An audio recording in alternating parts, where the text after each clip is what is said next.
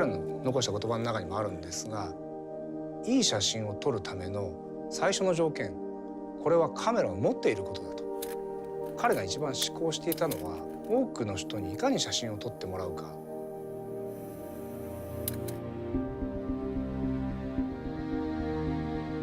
1960年代前谷さんというオリンパスの技術者がいましてね。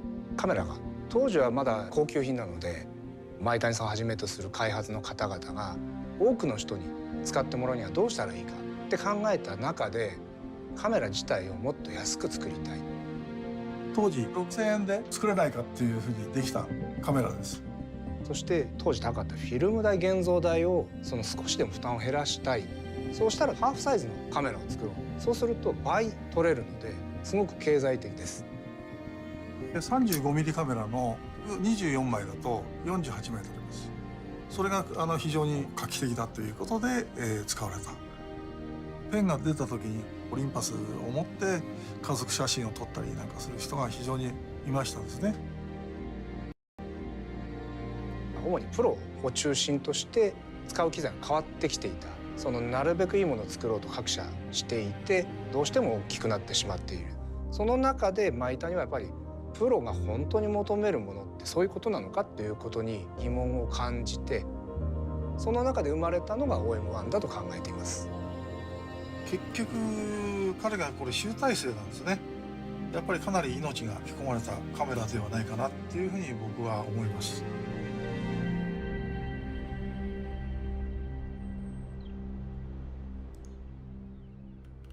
When I got into the newspaper business, it was just coming off the time when 2.25 was kind of the equipment preferred.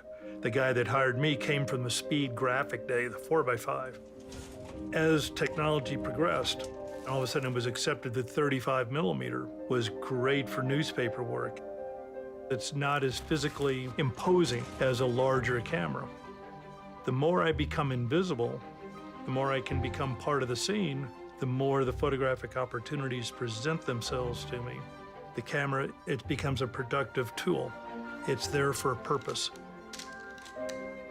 Maitani realized that, and that drove the original design of the OM. When you put it in your hand, everything was where you wanted it to be.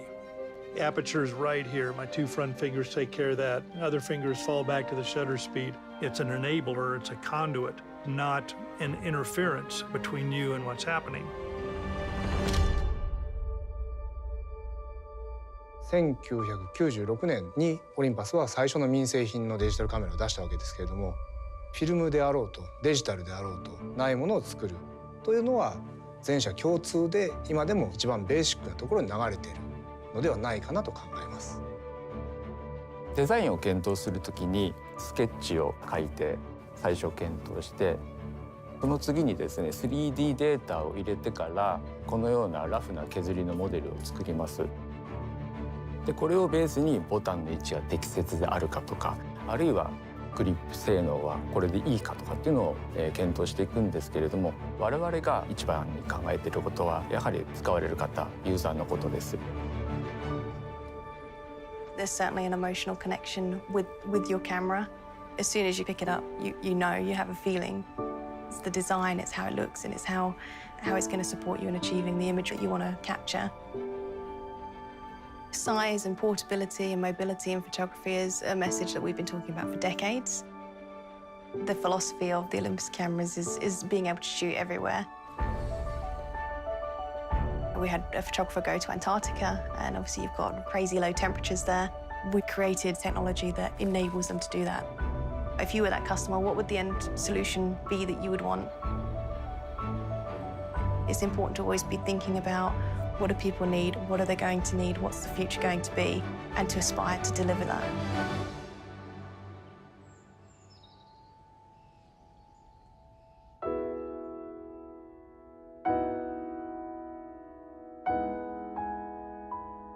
災害に遭われた方が取り戻したいものの最も大事なものの一つがやっぱ写真なんですね。それって単なる現像された紙ではなくて、その当時の家族の思い出がやはりそこに残っているってみんなが思うので、思い出を取り戻したいという気持ちがあると思うんです。つまり写真にはそれだけの力があると思っています。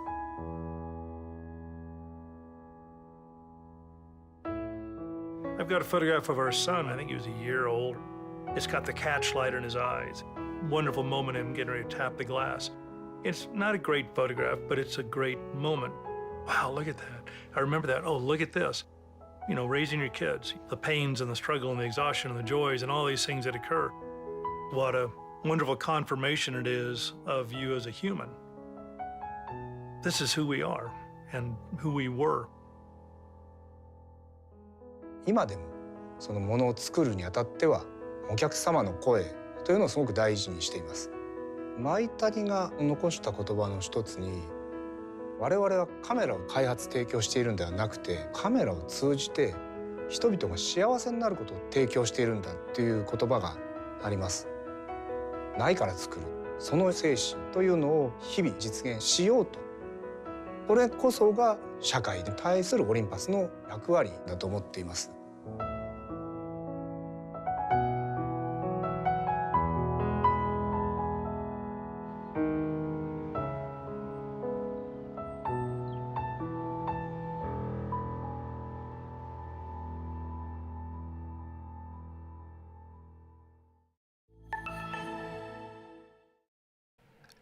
Good evening or good day, wherever you are, and welcome back to my channel. And yes, it is exciting today because I am going to talk about switching. And this is a direct response to some of the comments that I've read, not only in my channel, through my videos, or just simply online, you know, through the usual channels like Forward Rumors and DP Reviews and whatnot and everything. Because it is interesting simply because every single time when there's a new model, a camera come out, and there will be an enormous amount of comments that people like considering switching. And this is really the whole thing today. And I want to talk about also my experience about switching as well, simply because I think it's relevant and also very important for someone who may be new to photography, for instance, because I have been around for quite some time, and I'd have to tell you that switching isn't something that I like to do, but I'll tell you more about that later. But before I start the conversation today, and first of all, welcome, big welcome. I see quite a few of you guys already online, which is fantastic. Just one second, I need to switch off the heater. It's really warm at the moment, and it's also quite loud. I don't know if you can hear that. Just one second. Ooh.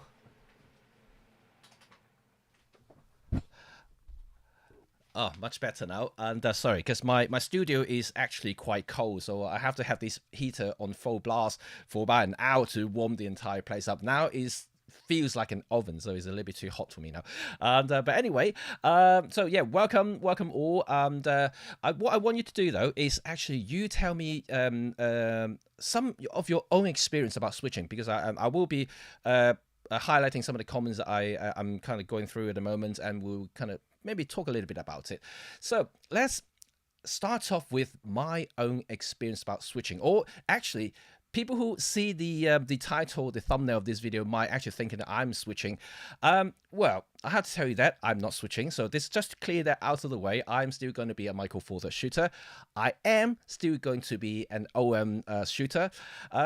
But, you know, having seen the latest release of GH6, and of course, I have something to talk about that as well. So you can actually you can prepare some questions asking me about the OM1 and also maybe the GH6 as well. I can answer as much as I know so far. And for those who are still waiting for my review on the OM1, and I can tell you that that's in progress. So hopefully I can have one coming out soon. But this time, because I'm not rushing to do the review on the OM1 for the launch, because it's already announced. So I'm going to take my time. So I'm going to hopefully put together a very nice and informative and quality review videos, rather than just rushing it and skipping bits and bobs and things. I'm trying to be as thorough as possible.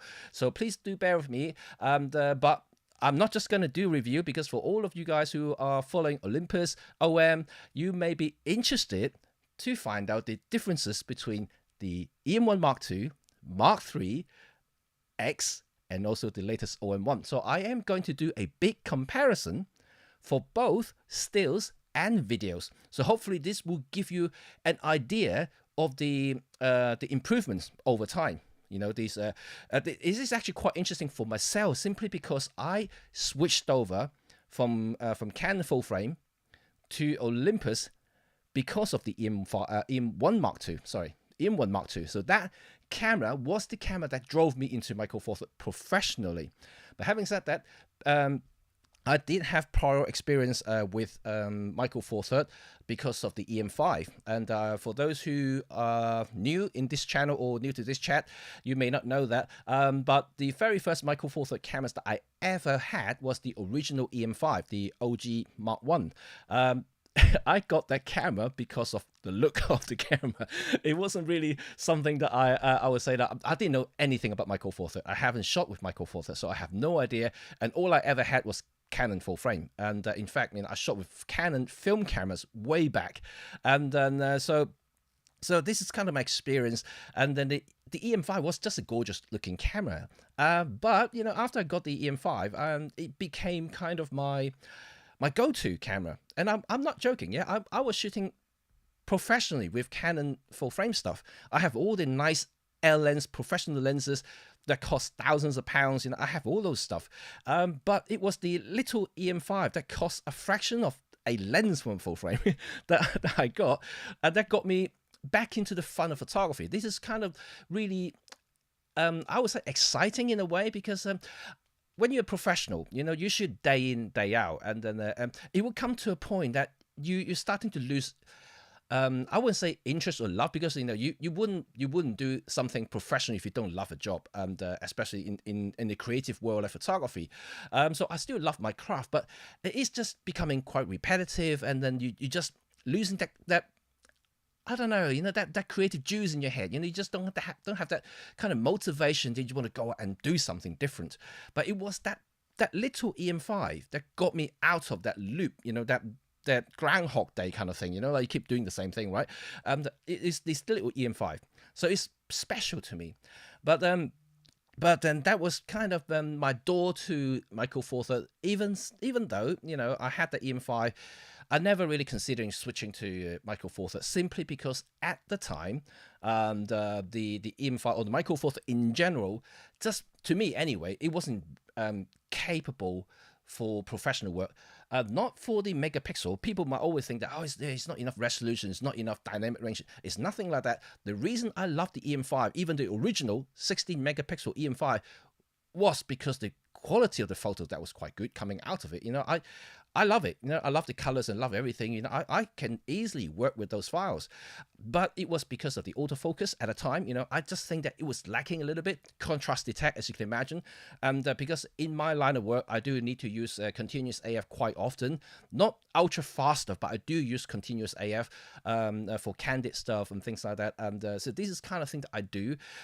So it wasn't really professional. Then the EM5 Mark II came along, which I also bought. I sold the EM5. I bought the EM5 Mark II. And again, not because this time it's not because just about the look. Yeah, it's actually about the capability. And because it has video. Right, I'm starting to explore this 5-axis IBIS video. Because this is actually crazy. Yeah, when I first tested it, I just shocked how good IBIS was in video. And this is kind of like my starting of my video career in a way. So it was the EM5 Mark II that got me into video seriously. Before I just used probably everybody does, a camcorder. I don't even know anyone knows about camcorder. And so I had one of those, and I've been filming with that thing, just casual family clips and travel clips, but nothing really serious. I never really edit them. I just stored them in tapes, and then I just put them aside. Yeah, tapes, man. Seriously, that's old school for you. So it was the EM5 Mark II that got me into filming more seriously, and I started to get more nicer lenses and things, just trying to get a system together. Yet I still shooting with Canon professionally, because once again, for photography, which is kind of my bread and butter, the Mark II still had that contrast detect. Okay. But then everything changed in 15, end of 2015, because Olympus invited me out of the blue. I have absolutely no idea. It just came through an invitation saying that, would you like to test the upcoming new flagship from us? And I said, well, why not, And I already had a couple of Olympus cameras. I kind of know how it works, and I never say no to play with gadgets free of charge, of course. And then so like, yeah, okay, I'll do it. And so they flew me to Spain. Yeah, that was fantastic, right? Back in the old days, when Olympus had the budget to fly people around, and so I was flown to Spain in Ronda, which is the beautiful place where they shot Game of Thrones, by the way. Beautiful place, and then so I tested the EM5 Mark II, and you know what? It was the first 5 minutes, and that's all it took me to decide that's the camera for me. Right, I'm not trying to exaggerate things or trying to sell you Olympus or Michael Four Thirds here, and I'm only simply explaining my reasons. As a professional, you hold your camera every single day for a long period of time. You know how a good camera feels in your hand. Right, this is exactly what happened to me. When I got there, I saw a whole bunch of test cameras lying on the floor. All the like the magazine journalists and all the other reviewers were there, and then they were holding the camera, and then I was kind of like the last one out because I wasn't sure what I was supposed to do, to be quite honest. This was my first event ever to attend, an event like this. So I was the last one out. And they had the one last EM1 Mark II there, and then it was Claire. Those who are in the UK, who Claire was. So Claire was there, and Claire handed me the camera. Oh, that's just your camera, is it? And I took it, held it in my hand, and I was just holding it, and I just stood there for about like a good minute, doing nothing. I didn't even press the shutter button, didn't even take a single shot. I was just holding it, feeling in my hand, and I kind of fell in love with it for two reasons. That grip was lovely. It was good. It was good handling. And then second, it was the weight. And compared to my Canon, it was DSLR back then. And then it was heavy. The body was 1 kilo already, 995 grams or something like that. Then the lens that I usually have, the 24-70 2.8L, that was another kilo. So like 2 kilo just on a lens and the body. And that Michael Four Thirds EM5 EM1 Mark II, together with the 12-40 2.8, together was less than a kilo. So it's less than half the weight of the Canon at the time. And so I was just shocked. It's kind of have this muscle memory of me holding a camera. It's supposed to be that weight. It can't be this light. So I was a little bit skeptical, but in a pleasant way. Don't know if that makes sense. So it's kind of really, really weird. So I had a camera, and for that 5 minutes, I was just pondering in my head. So this feels so good. What if it can deliver of what I always wanted from my Michael Four Thirds camera? Like what I just talked about, the EM5 Mark I and Mark II, the only thing that it kind of deterred me from using it professionally wasn't because of the megapixel, wasn't because of the dynamic range or high ISO, low noise stuff, whatever, It wasn't any of those. It was because of the AF. So, in my mind, if something is an AF that can deliver, then I might try it. So then after that, the first event they wanted us to do is to go outside, and then there were some bulls. Yeah, there were some bulls running in the ranch, and then so all we need to do is just take random shots of them. You can use your continuous AF, you can track them, you can do all kinds of things. That's exactly what I did. And so I was just taking loads and loads of photos. And just to cut the long story short, otherwise I can drag on for a bit. It was impressive. So I love the AF. It actually finally delivered what I wanted it to do. I wouldn't say as good. Yes, I have to be honest, right? It wasn't as good as the Canon yet. And even though back in 2015, I was still using the Canon 5D Mark II. So even then, the autofocus wasn't that great. But still, I think in CAF term, it just lacking just a tad. However, it was pretty impressive. I got pretty decent hit rates. So I thought, this is a usable system. So when I returned back to UK, I had think about it, but I was still Canon and Leica / Leica. I was shooting two systems at a time. And then suddenly, another 2 months later, after the trip, and Olympus had this professional loan program. They wanted to move more pros or trying to get switchers to Olympus. And I was contacted once again because I tested the camera. So they said, would you like to have a full kit to play with for a month, just to see whether you can use it in a professional environment. So once again, I said yes. And so Claire delivered the whole kit to me, and I started using it. And that was really the history of it, because after that loan system and after that period of time that I had with the camera and shooting a few wedding, a few portraits and here and there, I just decided that was it, and I think I could work with the system, and I think it delivered what I needed the camera to deliver for me. And then I just sold the Canon system, the entire system. I still have one lens. I think I still have one lens, but I sold everything. And I moved my entire system into Micro Four Third, and then that was the beginning of my professional career as a Micro Four Third shooter, and also of course an Olympus shooter, and never stopped. So this is kind of my experience of switching.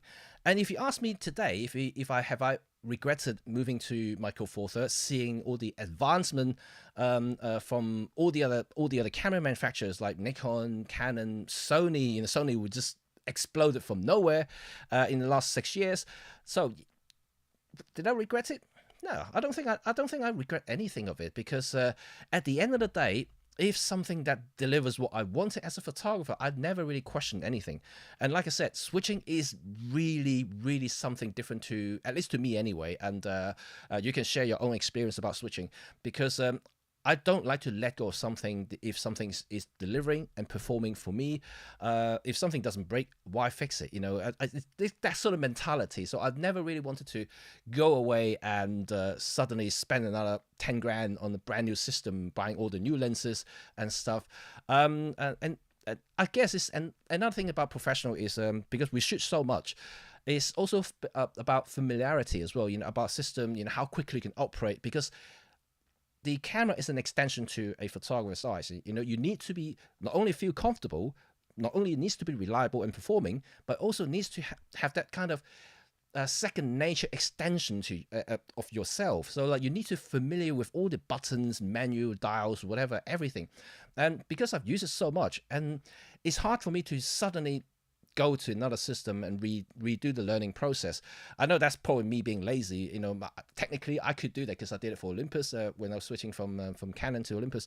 But this is kind of like the complex issue that I'm just highlighting, why I don't think I would change unless there is something drastic happen. For instance, if all my clients suddenly say that your pictures is rubbish, I need big files or something, whatever, they say that I need more than what I'm currently delivering, then maybe I would considering switching. And but at this moment in time, and like I mentioned multiple times in my live stream and my videos, I shoot wedding professionally. I deliver a portrait for high valued individuals like celebrities and all the other important people that I'm not allowed to talk about. And none of those people ever complain about my images. They print them, they have in albums, they have in wall size like big canvas prints and things like that. They never really complain a single bit. Even the videos that I deliver to companies, local businesses, none of them ever complain about anything. So if no one complains while I'm still making money, why would I need to change or switch to another system? Because it costs me time, effort, and my heart, and because all the system that I ever used, I love them. And I loved my Canon, there's no doubt about it. Otherwise I wouldn't have used it for 15 years before I switched. And then I loved Olympus now, of course, because I use it every day, and I love the ergonomic, especially. Reliability is phenomenal, and it's all the things that I think that kept me in that system. So there are a lot of things going on in my head over the last few years, especially the last couple of years since the JIP took over OM, and because Olympus, the camera department, because there was a little bit of uncertainty there. I'm being frank. I spoke about it during the live stream with Peter and Robin, all the others last week. I spoke about this. There was a bit uncertainty there. I'm not trying to lie, Of course, I felt that way as well, even though I was an ambassador already. When something big like this happen, you're bound to have something in your head, right? So I wasn't too sure, but at the same time, would I suddenly just change and stop? No, because a camera was still going to work for quite some time, and then it would take quite a few years before I would think about or consider switching or moving to another system, because lenses are still going to be there. Lenses are one of those things that kind of never gone out of date. I mean, I know you can argue, but it's one of those things you can use it for years and years and years without having to worry about it.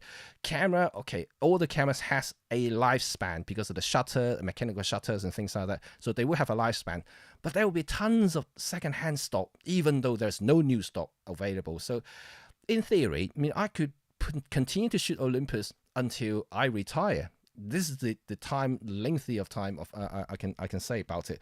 I mean, like I said, unless some of my clients suddenly say that, yeah, you need to have bigger sizes, you need to have this and that, then I would probably stop using. But now, looks like OM is back, and back in a big way. I am quite impressed with the OM1. You'll see that in my review, and also you will also see. I mean, I did say, remember last year I made a video about 2022 is going to be a big year for Micro Four Thirds, and it is. And you already seen that OM1, the Panasonic GX6, and you're going to have more coming for crop formats, and this is going to be an exciting year for anything but full frame. Full frame is always going to be there, but I think now they are really chasing for numbers, and instead of really thinking hard about other things. And what OM has done, what OM1 impressed me, is not so much about the superficial numbers, because a lot of people may be a little bit disappointed about the 20 megapixel resolution on the sensor, but I think a lot of the stuff were under the hood that only people who really drill into the image quality side of it, the actual system side of it, then you really appreciate what OM has done. Especially they have directly answered the people who requested certain things over the last couple of years, and so this is the direct result of them listening. This is how I feel about the new camera in a very short kind of a summary. And what about GX6? And obviously I'm an OM ambassador, and technically I'm not really supposed to talk about Panasonic, but let's do a friendly talk here. And this is off the book. No one recorded. Yes. No one presently records screen grab or something like that. Yeah, I'm going to delete this video after this. No, I'm just joking. So it's okay. Just have an open talk about GX6.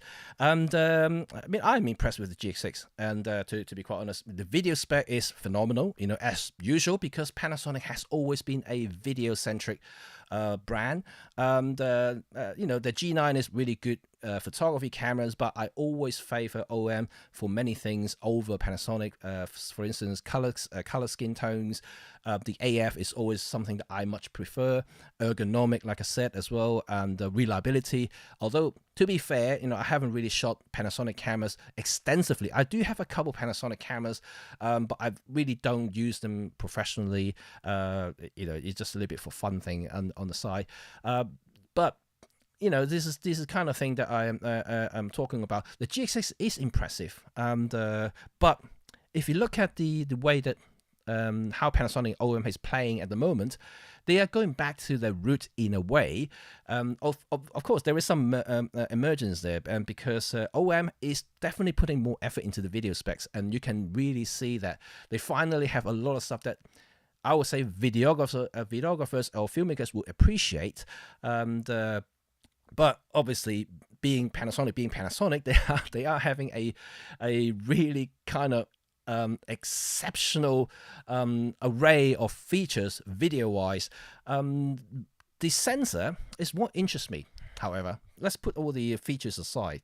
So OM has decided to go for the high-tech, like I'm talking about high-tech sensor, while Panasonic still keeping the original live mode sensor, so the basic CMOS technologies. There's nothing really changed there apart from resolutions. But what they did was to use computational stuff. So both OM and Panasonic are starting to really pushing the computational side of it to make sure that they can compete against, in terms of image quality or video quality, to bigger sensor.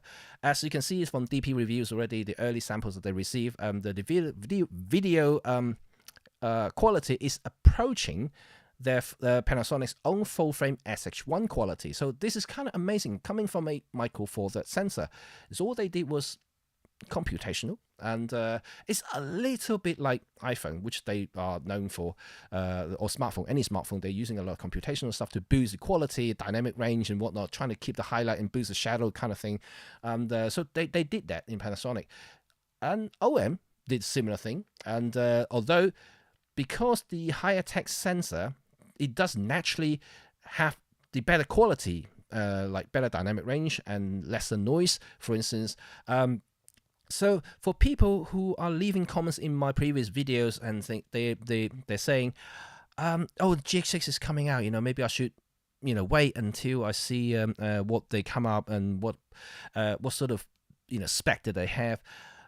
This is what I would kind of want to talk to you guys about today. Is try not to look at the spec that closely, because that, first of all, if you are not familiar with the technologies behind it, or actually the outcome, the proper outcome of it, you may be misguided. And it's really easy to listen to reviewers online and talk about the strengths and weaknesses and comparison, this and that.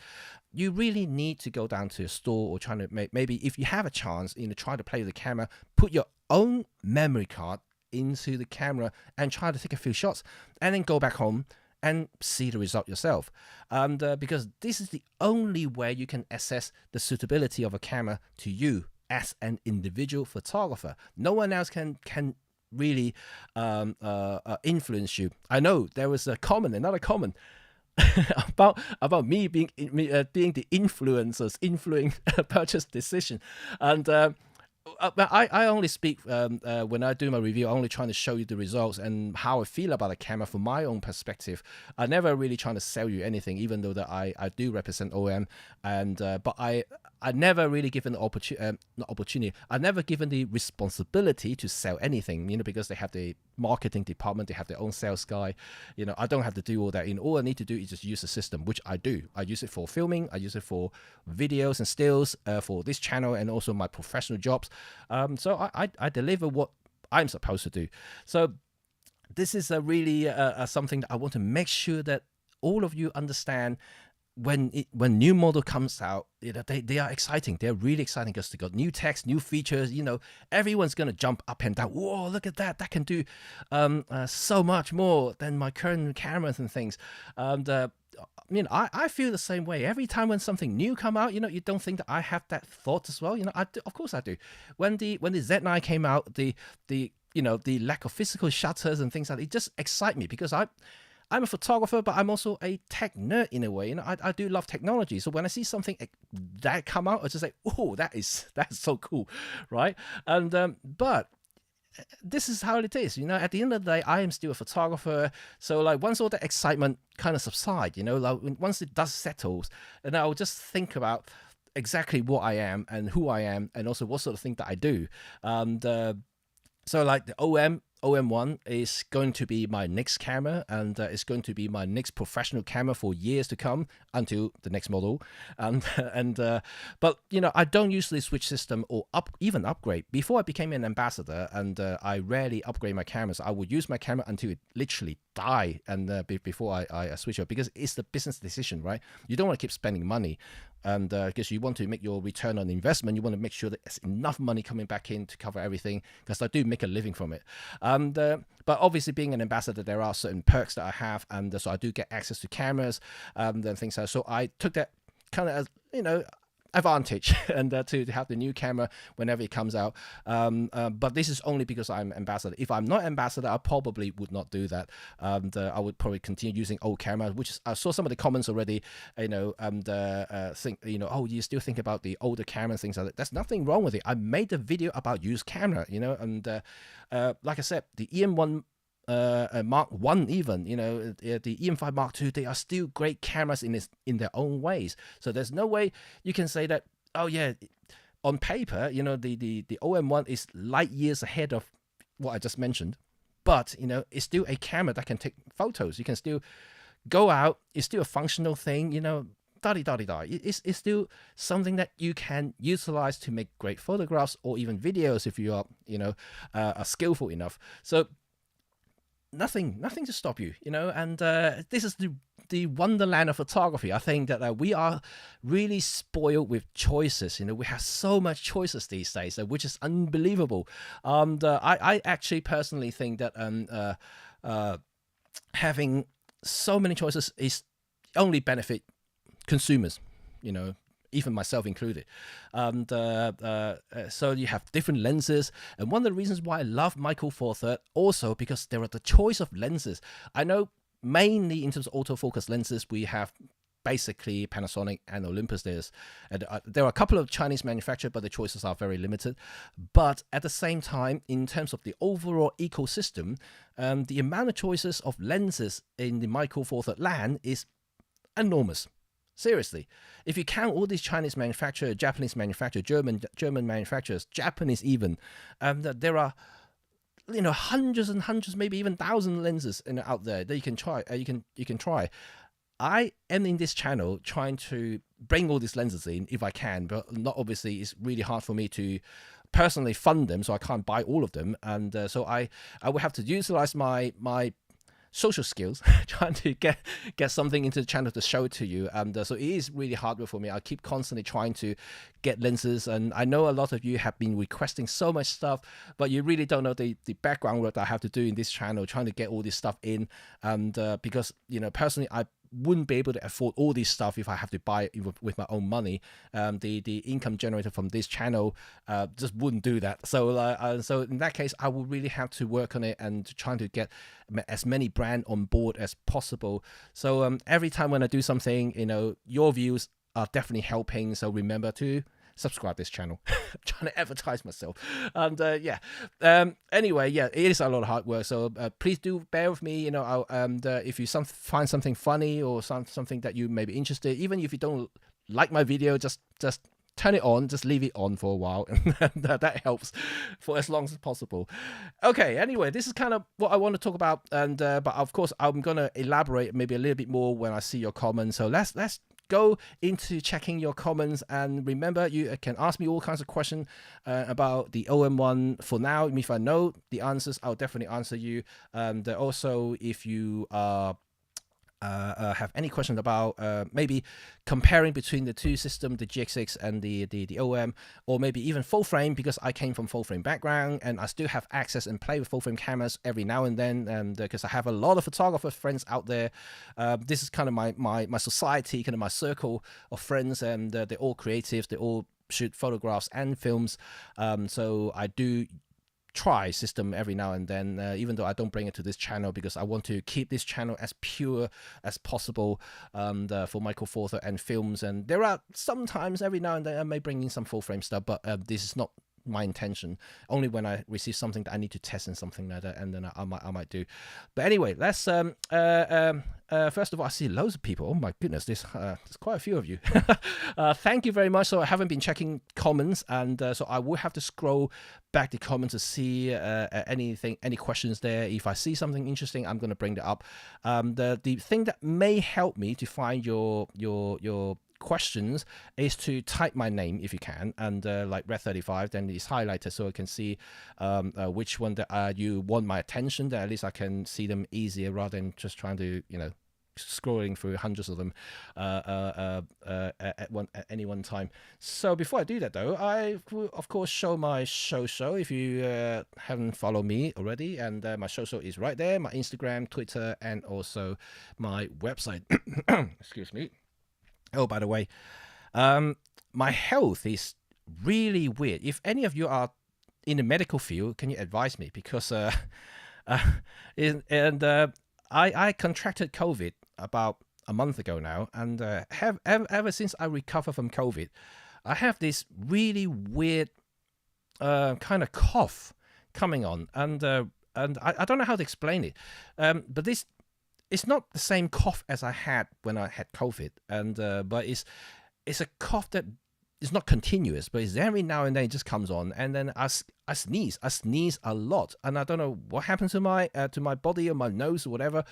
And it's driving me crazy, and I couldn't sleep for the last week.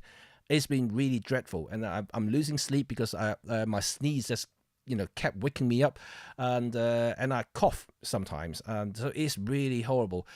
But anyway, this is me at the moment, so like you may see my eyes drooping a little bit, and I have slowed down my video production because I sometimes I just sneeze so much I cannot even speak. So I actually stopped making video last week.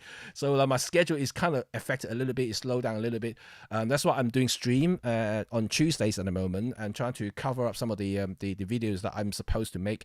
But I'm still trying to maintain the Friday schedule for releasing new videos. And there's one coming this Friday. Is all about noise videos, video noises, which is actually very cool. If you're into filming stuff, video stuff, you may want to stick around and listen to that video because it's fantastic. It's really, really awesome. Next week I'm gonna have some lenses videos, so that's gonna be interesting, but I'm not gonna try to tell you anything yet, so you just have to remember to stay tuned. Anyway, sorry if I do cough, if I do suddenly not speaking. I'm trying to do something with my nose and stuff like that because like I said, it has been quite weird. I don't feel 100%, full stop. I just don't feel 100%, and I wish I'm feeling a lot better, then that would be a lot good. So let's have a look at some of the comments, shall we? And so let's see. Right, I saw some highlights here, and Carlos, what is your take on the new f4 lens over the 2.8? Right, okay, that's an interesting one. And let me just bring it up. Right, I think they are cool. Right, don't forget that I kind of mentioned that in one of my streams last year before I stopped streaming, and the f4 lenses is actually very common in the photography world for one and only one reason: is size, and weight. So yeah, kind of the whole thing. And right, Canon did it back in the film days. Nikon did it. Minolta had it, and they all had f4 lenses, zoom lenses. I mean, and then because the 2.8 lenses are huge, they're big, they're heavy. And also, not all photographers need 2.8. So you really have to understand exactly what you do as a photographer. And I said it many times already, and people might always laugh, oh yeah, these f4, f6.3 lenses, they're no good. Well, they are actually good, but only for those who need those kind of aperture sizes. Macro, for instance, not many would do 2.8. I mean, unless they needed the light. The majority of the time, they photo stack anyway, because when you shoot macro distances, the depth of field is razor thin. It's really, really thin. So like, even though that Olympus 33.5 macro lens, the 3.5 is just, oh man, 2.8 is better because it's brighter, right? It's faster. It's got a bigger aperture, but not necessarily. When you shoot that close, the 3.5 is still very, very thin. You still have to focus stack them, and even in micro four third. So you can imagine in full frame, it's going to be like ridiculous. So you have to stack about like 120, 200 photos together to get the depth of field that you want to cover whatever you're shooting. So this is the difference in apertures. So f4, for instance, in this particular case on the micro four third, it's great for travel landscape guys because they do stop down because they need the deep depth of field to get everything in focus, in pin sharp. So having a 2.8 may not necessarily what they wanted, and unless they needed the aperture for, let's say, skies and other stuff that they needed to absorb as much light to the sensor as possible. Otherwise, for normal landscape photography and certain type of maybe long exposure photography, they don't really need big apertures. So these f4 lenses are actually fantastic for that. And even for travel, it's a very compact setup. If you have like the f4 lenses together, you can fit all the 3 Pro f4 zoom lenses in a very small bag. So together with maybe a small body like the EM5, for instance, and you will have a really cool portable system, and without having to sacrifice quality. But when I say quality, you have to, once again, determine what sort of photography you do, and whether you do need shallow depth of field, because I know this is debatable, but this is another subject another day. But like, you really have to understand whether you do need the subject separation. But if you really do, you can still throw in maybe a 25 1.8 there. That will give you the separation that you need anyway. So overall, I think the f4 lenses make sense. I personally won't get them, simply because I do need a lot of light in my photography. So this is my own opinion. But if I don't need all the lights, I would probably go for the f4 lenses, and simply because one of the reasons that I fell in love with Micro Four Thirds was the size and weight, the portability. Remember how shocked I was when I first held the EM1 Mark II in the events that Olympus invited me, that I said about earlier. So because of that, I don't really want bigger, heavier thing, even though now I kind of accustomed to Micro Four Thirds. So like the f4 lenses is just even lighter, and I don't think I can ever go back to full frame sizes, because they're just really bulky and heavy. No matter how shallow depth of field they can get, it just it's superficial in a way, because I can always achieve similar results. I just have to work the distance with my subject, background, foreground, and so forth. And it's adapting a system. That's what I'm trying to say. Okay, and let's see another question, shall we? Okay. Right. Paul is the next one, and. Okay, sorry, I need to scroll back a little bit to find the comment again. Okay, found it. Okay, there we go. So can you do a high ISO 3200, 6400 RAW comparison between OM1 and EM1 Mark III? Is it really 2-stop better as advertised? Stay tuned. And like I said earlier, if you just joined me, and I did say that at the beginning of the stream, that I will do a complete review of the OM1's camera, so you have to stay tuned.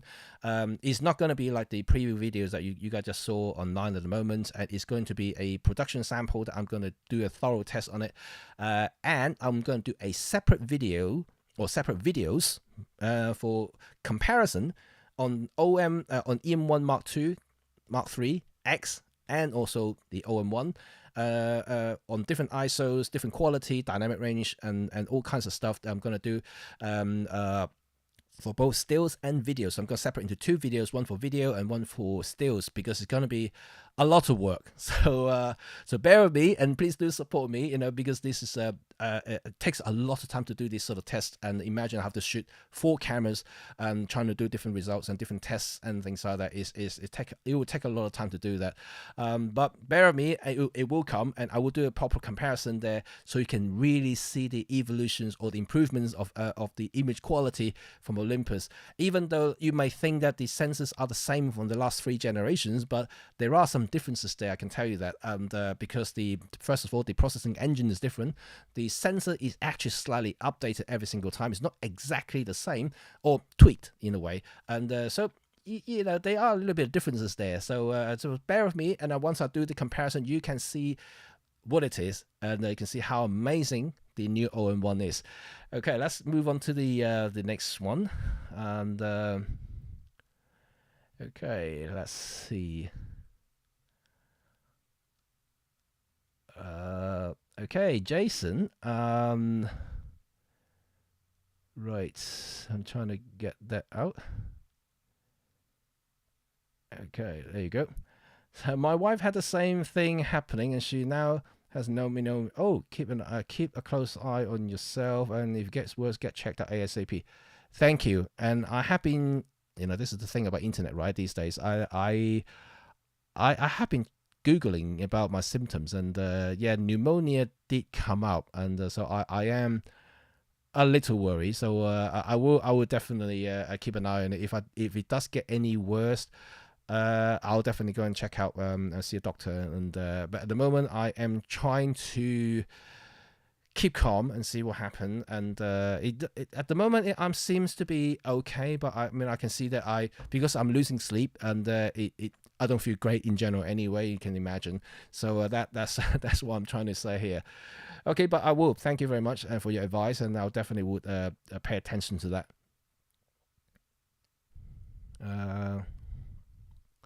Right, Dan is interesting. Okay, let's see. If you shot video more than photos, would you invest in Olympus, Fuji, or Sony? Interesting.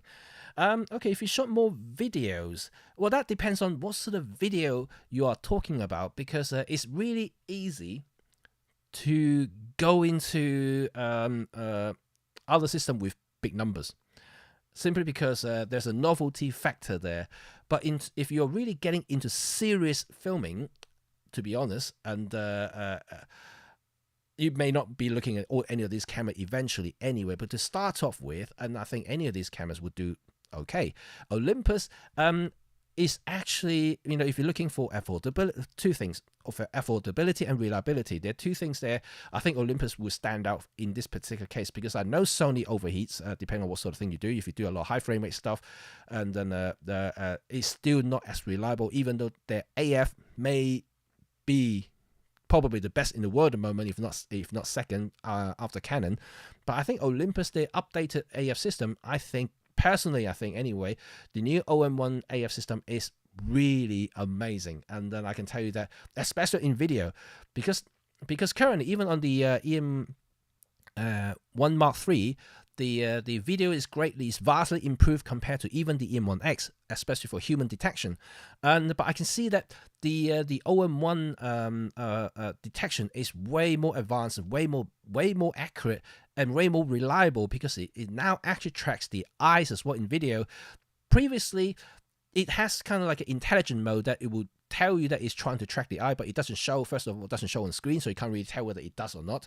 It does track your face quite well on the EM1 Mark III, but it doesn't. It's every now and then it does still lose focus a little bit, and but I wouldn't say 100%. I would say 95%. It's still accurate. It's still better than Panasonic at the time, and I can't really say for the GX6. I haven't touched it. I haven't tried it, and but judging from what I've seen so far, I've seen a few videos already.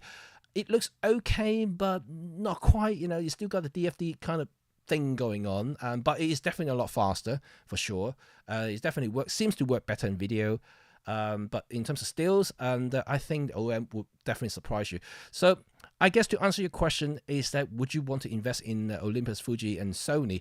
I personally think Olympus represents good value for money, because a Micro Four Third in any cases is going to be cheaper, like for like, compared to a Fuji or Sony in a similar class, right? I'm talking about, because the OM1 is a professional body, is a professional spec, professional built body, not like the lower rank, lower level camera from Sony. Even though the price may be very tempting, very similar, but they are lesser built. They may not be as rugged. They may not be as reliable compared to their own high-end camera. So there are differences there. And OM1 does feature the best EVF, or one of the best EVFs on the market right now, and they're all 5.76 million dots, which is fantastic.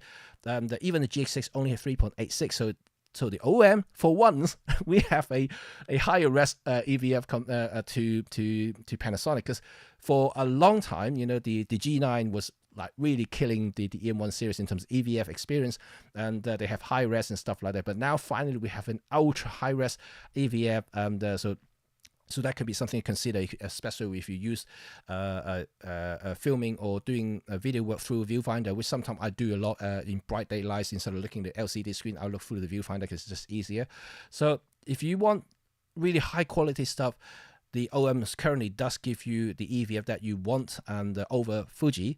May not be Sony. Sony has the same thing, but you have to pay for it. You have to go for the higher end stuff to get that sort of EVF. So if you talk about value for money, I think Olympus really stands on its own. And lenses, you can ask anybody else in this group here. The lenses from Olympus is phenomenal. It's very video friendly, especially those with manual clutch. And this is really a good system to start with, because eventually you will learn how to use manual focus for video, because this is something that I always try to push people to do that when they do videoing, and they're not relying on autofocus so much. Autofocus is good for certain automations, but if you want to take control in filming, you want the cinematic stuff, yeah, manual focus is the way. And Olympus, manual focus, sweet. Hope that answered your question though. And I'm not trying to be too much there. I'm not trying to sell you anything. You know, like I said, you still have to try the system yourself. Maybe, you know, go to the camera store, try to put all the system together, and see for yourself if you can, and then you can see which one is better for you. You know, remember holding your hand as well. That also takes half the experience away, because if the camera feels good in your hand, you know, that's probably done most of the selling for you already. Okay, let's go for the next one here. And T-Mex. Right, it's funny. And okay, let's trying to get you your comment on here. Why don't you switch to GX6? Is Micro Four Third meaning you can use all your lenses but better than the new OM camera? Why choose an inferior camera like the OM1 over GX6? Okay, right. First of all, I personally think both are phenomenal cameras, and I don't think one over the other. It really, really depends on what you do. I consider myself a hybrid, and which means I shoot photos and videos.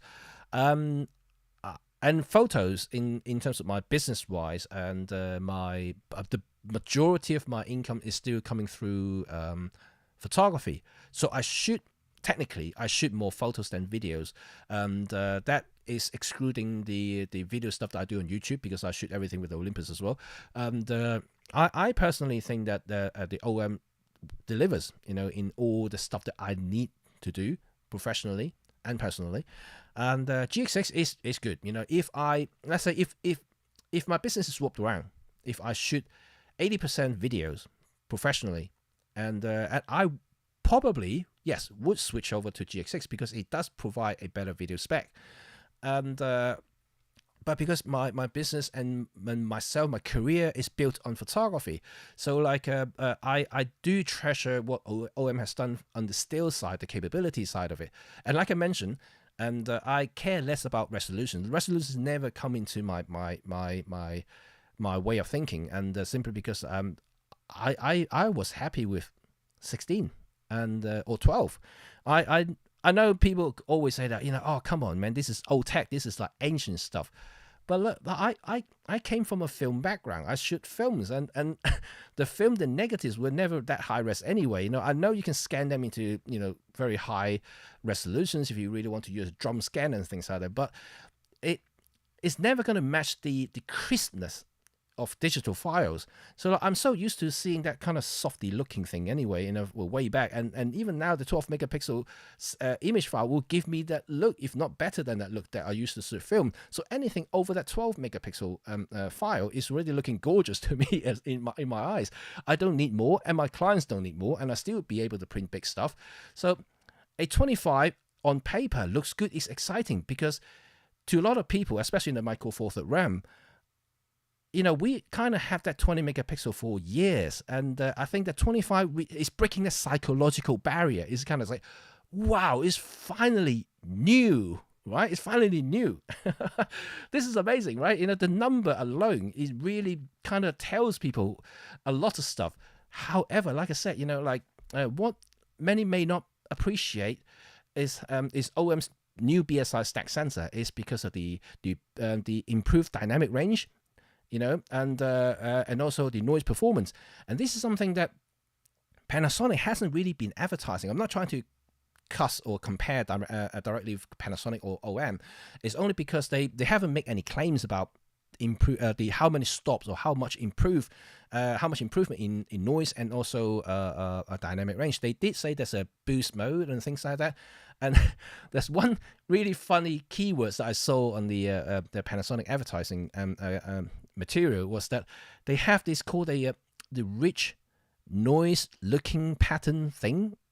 I can't remember the exact wording, but it basically means that noise is still there, but it now looks more natural. So that tells something. So like any sensor with high megapixel count, there's always going to be more noise, and that's physics. And they haven't really gone with the newer techs, which is supposed to reduce noise like BSI, and they haven't done that. They haven't done any stack stuff. So Olympus, on the other hand, instead of increasing megapixels, giving you more details, they give you better image quality. Right? Remember, sharpness and details are different things to image quality. So if your priority is image quality, and I think Olympus will give you that, the OM. And the Panasonic, on the other hand, will give you more details and more video stuff. Like I said, because the bulk of my work is images, is still photography, and so better image quality in my eyes it supersedes everything that I do, supersedes everything that I need basically on the market at the moment. So like I look at the Micro Four Third, I love the system, I love the form factor, and now it gives me better image quality. Why not? And stuff that I've seen so far, stuff that I'm definitely happy about it. And so to really answer your question is that I don't think either cameras are bad or one is over the other. They are very different cameras. You can see by the design, by the size. One has a fan, right? And that's quite thick, yeah. And one doesn't. And both shoot beautiful stuff. Both shoot beautiful photos and videos. But obviously, one has a more focus on the stills. One is more focused on the video, which has always been like this for donkey years in the Micro Four Third world.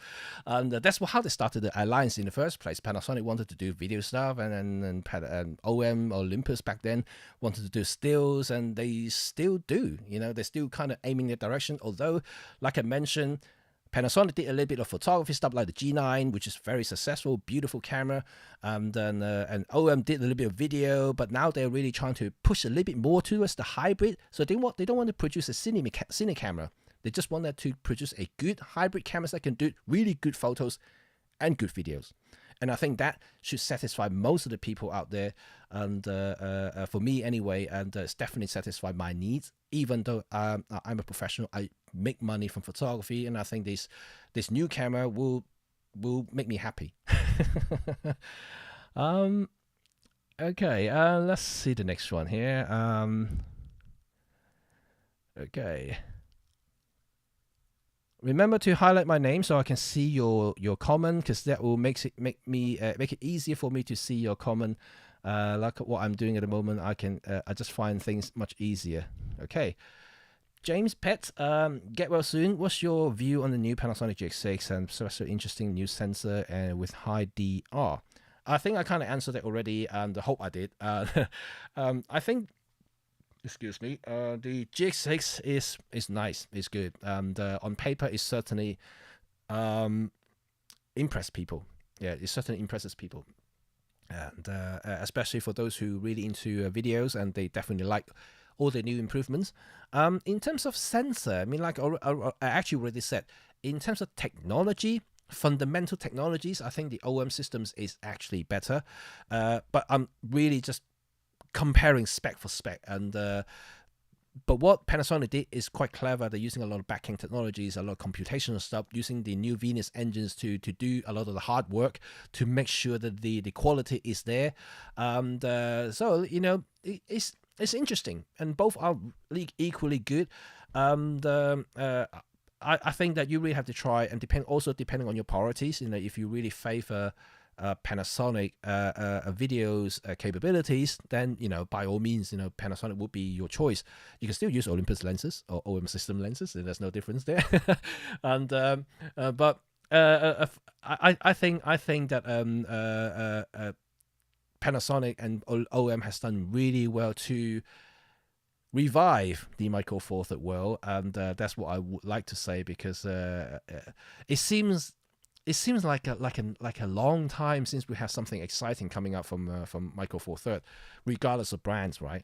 I know we have some lenses, we have some smaller cameras and more entry-level cameras, but nothing that really, I would say, pushing the technological boundary, in a way. So it has been a couple of years. So it is in the technological world. This is a long time, right? A couple of years is a long time.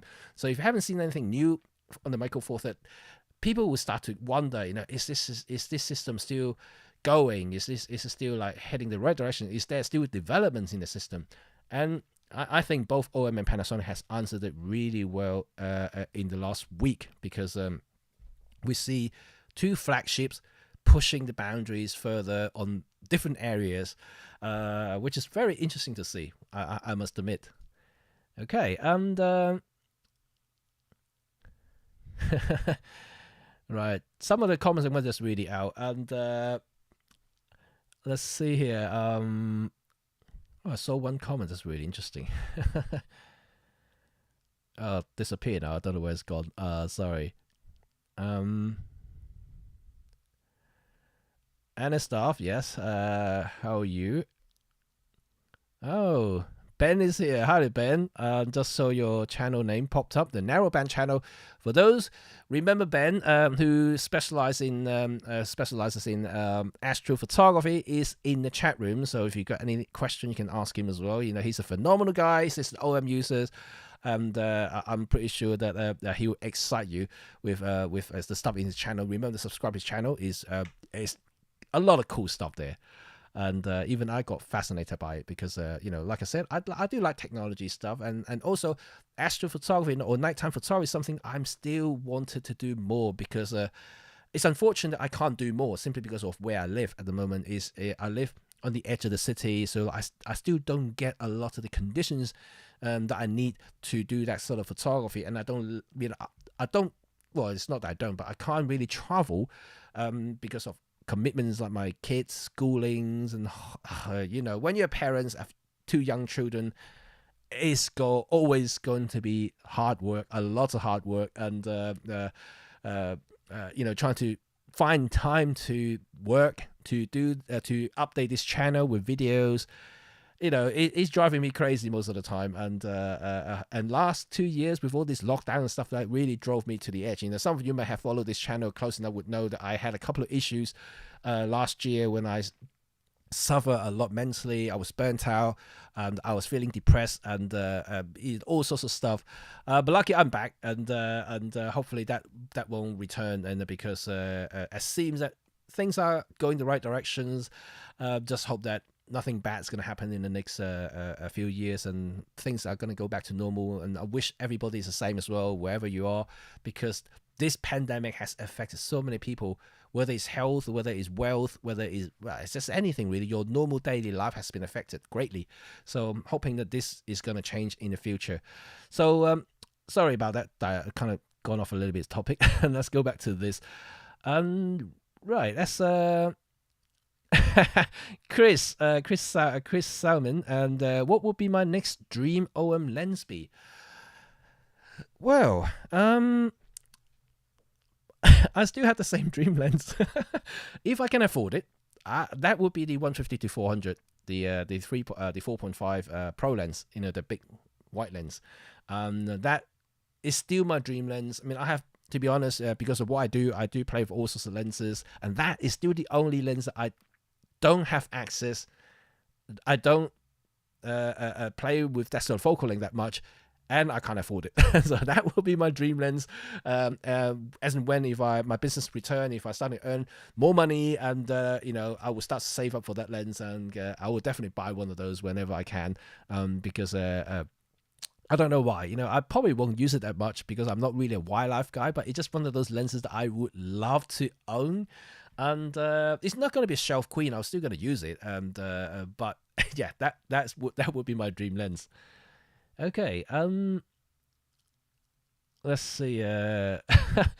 Miss T. And what are your thoughts on the people saying that GX6 will be the last Micro Four Thirds ever made? Well, I don't know. I don't think I would agree with that. Unless Panasonic suddenly disappear, and which highly doubtful. At worst case, and obviously don't take any words from me, and I'm just talking out loud like a normal guy reading some newspaper or gossip papers and things like that. But I think at worst case, if Panasonic does have some trouble, they're gonna do what Olympus did, just sell off the camera departments, because Panasonic is huge, just like Olympus was. And they have other departments. They make other electronics stuff, consumer electronics, like laptops in Japan. They have fridges, TVs, they have all kinds of stuff like Sony.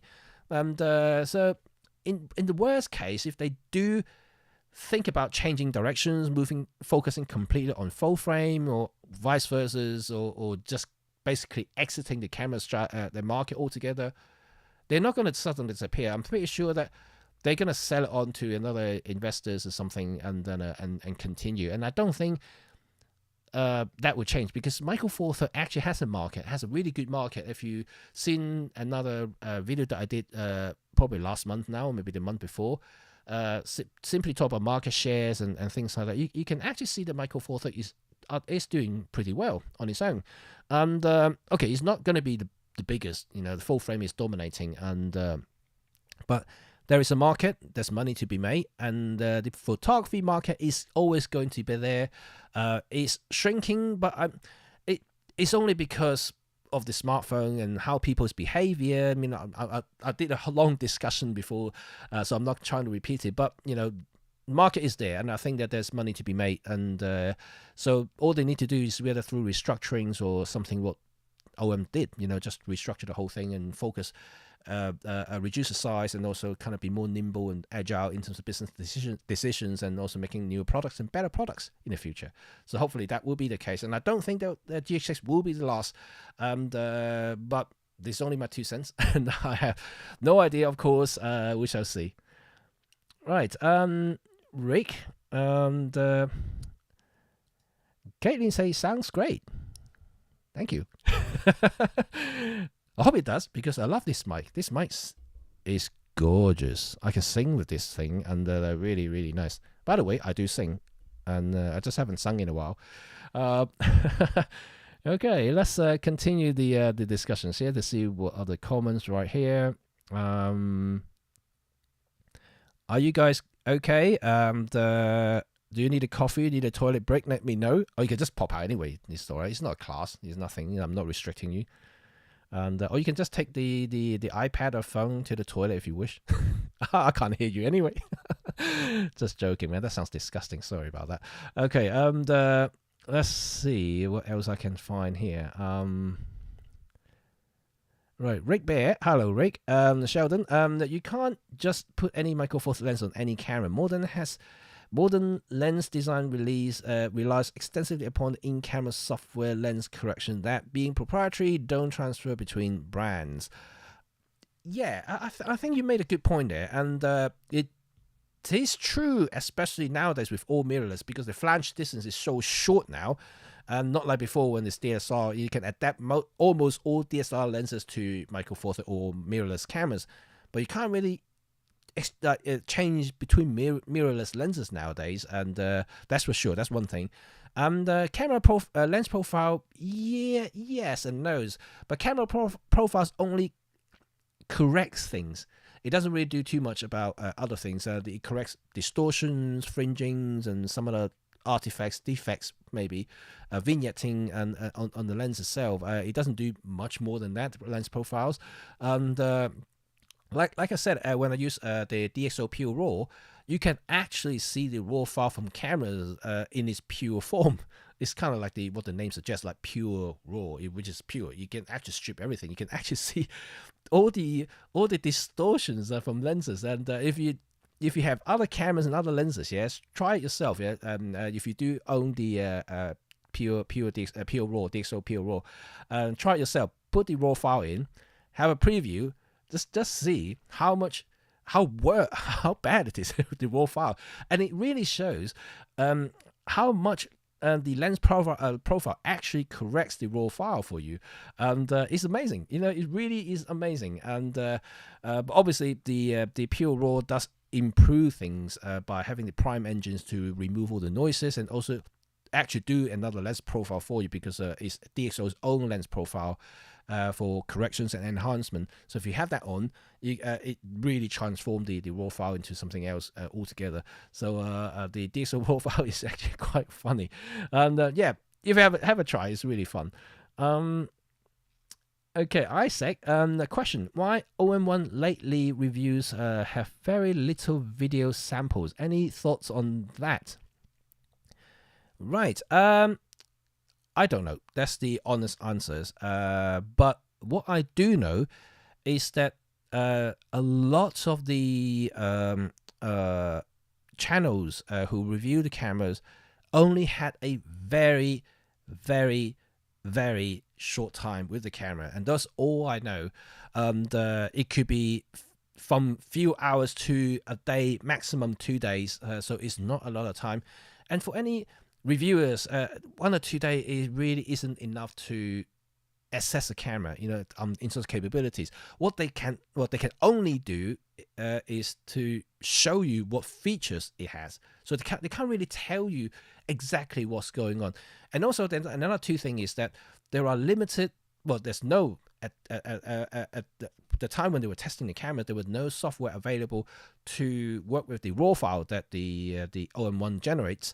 And also video-wise, yeah, they can look at the video files but they can't test the raw, and because Atomos hasn't actually released a firmware to cover the OM1 file. So at the moment, that you can't do external recording, so you can't really test the 12-bit raw 444 ProRes, and you can't really do the 12-bit recording on the in Atomos in normal ProRes HiQ, and so a lot of things they can't really test. So I think because of that, they don't want to draw the final conclusion to tell you that it sucks or it's really good, because it really depends on the applications, on especially on videos. A lot of videographers, I know, Panasonic would are stressing that the internal ProRes recording is cool and stuff like that. But I know a lot of videographers, regardless, they use external, and for workflow and also for practicality wise, because they need a bigger screen to work with.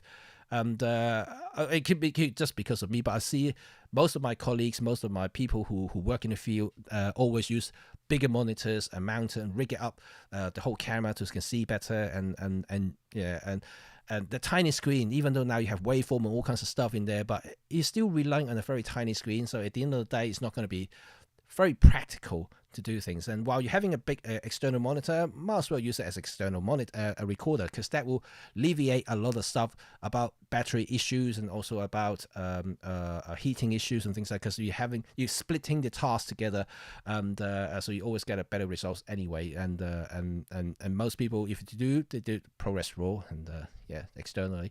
But anyway, unless people are really into videos, I might be boring some of you guys, so let's try not to drill in too much about the video side in here. Okay, and I hope I answered the question though.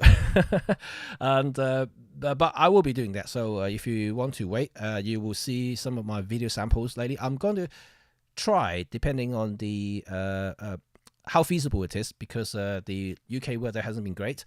I'll try to do some cinematic short film using the OM and also various different lenses to show you the capability of the OM the camera, and also you can see the quality of it. I'll try to do multiple lighting conditions, and so that's going to take time as well. So I'm trying to do that if I can, and to show you a variety of situations that affects the camera performance, and so you can see a good mix of things, and to judge yourself whether it's good camera for video or not.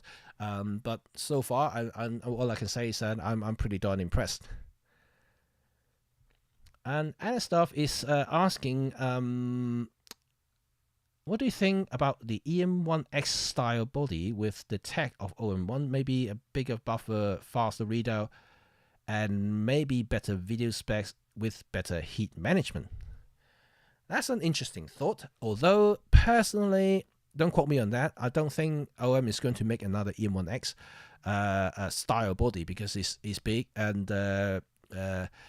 and also fairly expensive to make, and compared to the EM1 size body, as you can imagine. And I think currently the EM1X is selling at almost at a loss, because how much investment they have put into the EM1X. It's still a phenomenal camera. I love it. I mean, I'm actually using it to stream at the moment, and this has been my workhorse for a long time until EM1 Mark III came along. Oh, actually, until pandemic started, because I have no shoot, so I don't need to bring the EM1X out. And so I've been shooting with the EM1 Mark III and a lot more.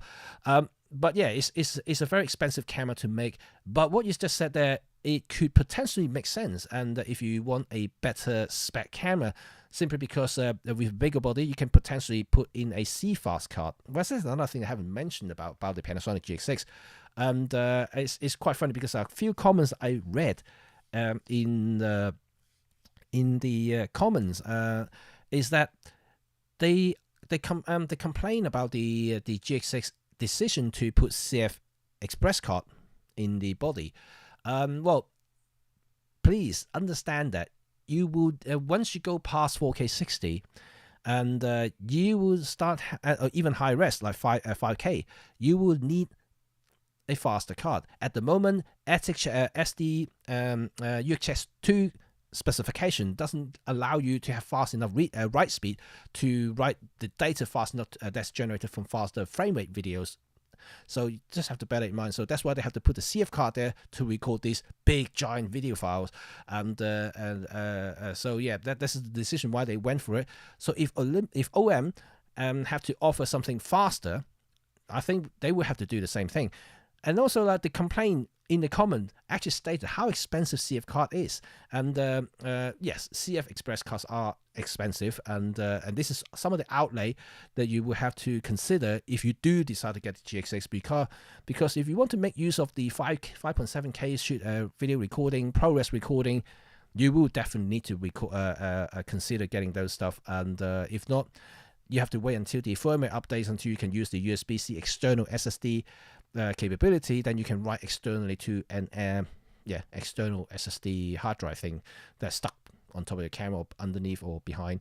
And so you just have to bear that in mind. And that's another update, another money you have to spend, even though that on paper it looks the same money, but you have to upgrade quite a few things and in order to support the new GX6 features. So hope that makes sense.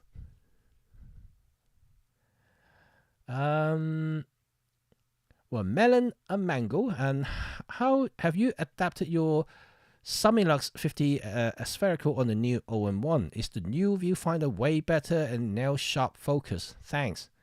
In short, yes. Way better. You can see the focus. That's how sharp the EVF is. So that's really, really good. This is something that I really struggle with the current crop of Olympus cameras, because the EVF was too low res, so I can't really tell the focus. Obviously, you can still punch in to really check the critical focus, but in general, you can really separate it, especially when you shoot wide open, because you got the subject separations there. You can quite easily tell which part is in focus, which is not.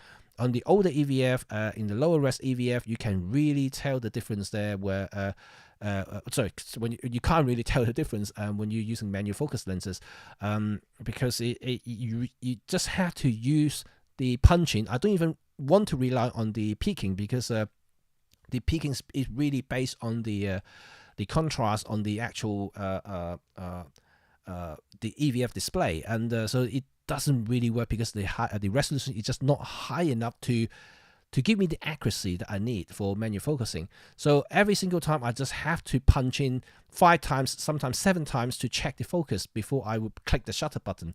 But now with the EVF, for non-critical work, I could 100% rely on the EVF, and I don't need to worry about it. You just have to make sure that when it's something that is really critical, I will still punch in maybe 3 times, and it's enough to check the focus, not 5 times, 7 times, and definitely enough for that. And so that makes things a lot easier. Yet I have to say, once again, the new EVF is phenomenal, and it's really, really good for that purpose, especially. Okay, I see some comment popping up, and let's see here.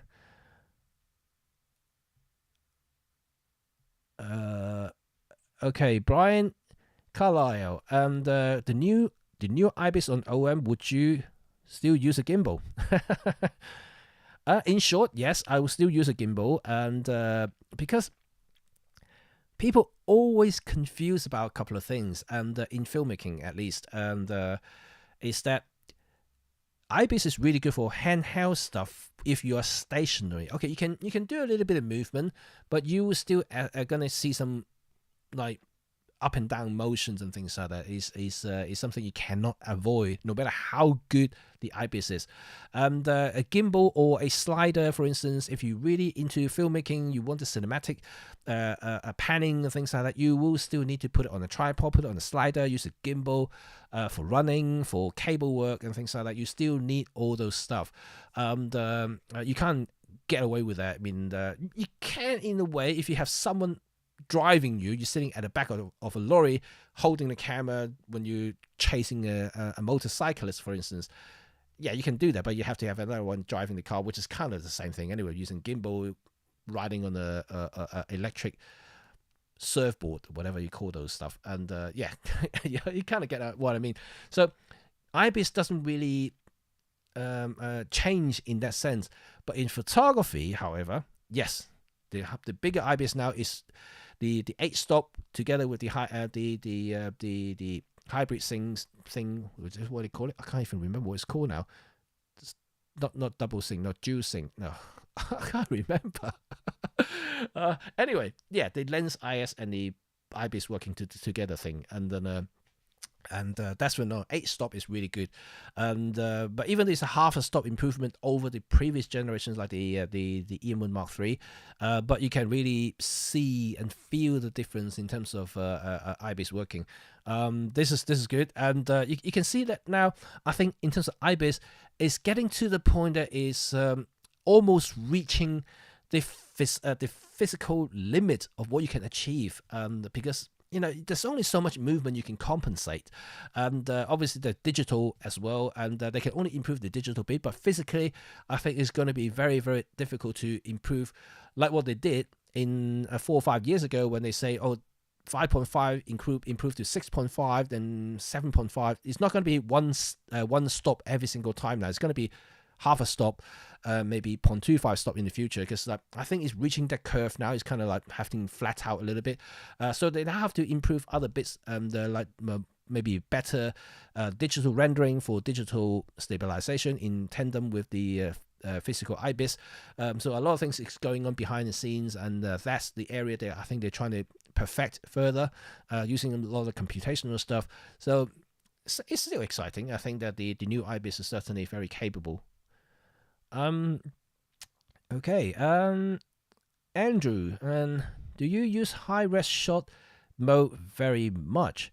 Personally, yes and no. I used to do a lot, and but I wasn't too impressed. But I'm talking about the first generation high-res mode, but now I think it seems to be very capable. I haven't actually tried any high-res in the OM1, so I can't really speak for it. Simply because I haven't been able to go out because the storm is here, and just not very nice. And so at the moment, I just have to wait until the storm passes and until I can go out and do more stuff. But just wait and see, and then I'll be able to tell you. But high res is interesting, and I do know from the first generation high res mode compared to the last one that I tested on the EM1 Mark III. There was a significant improvement in each of the generations from Olympus high-res mode. Each generation is more natural looking, especially from the movement point of view. And this is something that I was quite curious, because when I saw DP Review's review on GX6 this morning, they tested the 100 megapixel high-res mode on Panasonic camera, and they did say that they have dealt with the movement side of it, and then they said that OM didn't. So I'm really curious to see exactly what they meant by that, because from what I've seen in the EM1 Mark III high-res mode is that the movement is not the best, but it's a lot more improved. It definitely looks more natural, looks more like motion blur than like a really horrible artifact that we had in the first generations. So I would love to see that. And the Panasonic one, because if you have to freeze a frame, which is not in that sort of resolution, it's going to look fake. So I don't know how they did it. It's all computational, of course, and maybe they do a localized pixel enhancement. I don't know how they deal with that, but it's all computational. This is something that is going to be looked into, and maybe in more detail. I will certainly test that to see how much it has improved compared to the EM1 Mark III for sure. Okay. Excuse me. And Basil, Tiffany, and placed my GX6 pre-order today. Congratulations. Let me know how you get on with the GX6. I think it's going to be a phenomenal camera, and so is OM. And I would love to hear from all of you, because remember, even though I'm an OM guy, OM ambassador here, I welcome everybody who shoot Micro Four Thirds. Actually, I welcome every photographers and creators out there, because I never really discriminated everyone or anyone because of what I shoot, because what I do, and I've never really trash talk anyone else who use other system or brands. I only get grieves and comments and nasty comments from other people because I'm shooting Micro Four Thirds. I never do the other way, and that's unfortunate. But anyway, anyone is welcome in this channel. Anyone is welcome to my community, and I do have a little Facebook group called See the World if you want to join there. And I rarely talk about camera brands there. All I want to see is images and stuff like that. So if you want to see that, and you're welcome to join. It's a new group, but it's a very active group. So if you want to join that, and you're very welcome there. So let's see System Nature. SB Lake Snow show. Yes, I now use both EM1 Mark III and G9 for photos and video. Will inevitably eventually upgrade to OM1 and GX6. Used to have GX4 for video. Yeah, well there you go. I think it's really, really interesting to see how people get on with the both system, because especially those who use both systems, because they're both Micro Four Thirds. You can interchange their lenses and things. I know there's still compatibility issues there, but I personally think it's not really a big issues. But for video-centric lenses, I think unless you get the top-end Panasonic Leica lenses which support manual clutch, otherwise it's going to be very difficult. So I had some Panasonic lenses which had this focus by wire infinity ring that turns indefinitely. I hated those lenses, especially for video work. It's just impossible, because I'm so used to wrecking focus, and I can't with those lenses. And so unless you have those manual clutch on the Olympus system, you can't really do anything like that. And for that, and for video work, I always think that Olympus has done a fantastic job. I know DP Review also talked about another video about the OM1, about their suggestion for OM making more video lenses, and I think they have a lot of video lenses, or video capable lenses. It may not be cine lenses. I know they wanted it, but I doubt OM's going to listen to that, and because they've done a fantastic job with those manual clutches already for those lenses. They may want to expand the range to have more lenses with manual clutch, but I don't think they're ever going to do an electronic zoom lens, which they had one, I think, the 12-50 EZ, or two actually, with the pancake one as well, or the one with the teeth on the lens, like cine lenses, so they can rack focus with focus. What happened to me today? I keep losing words in my head. Anyway, that's all it is. Okay, Steve H. I think yellow is GB's favorite color. Thank you. It is my favorite color. I have a yellow jacket, if you haven't seen my video, and I have a lot of yellow stuff. Although I love my denim as well, which I haven't worn my denim jacket for a while now, and that used to be my trademark look, and I haven't done that in a while because I don't need to. I just stay at home. There you go. I miss the good old days. Right, okay, let's let's see what else in here. Dixon, that GX6 is an awesome machine except for the slow contrast detect autofocus. If it had OM's autofocus capabilities, I would be very tempted to switch. Yeah, well, and OM still had the best autofocus for sure. I have to say that. No, I don't have to. It's true. Okay, Brian, any truth to the rumors of the OM1 shipping having a setback to delay shipments? I haven't heard anything like that. As far as I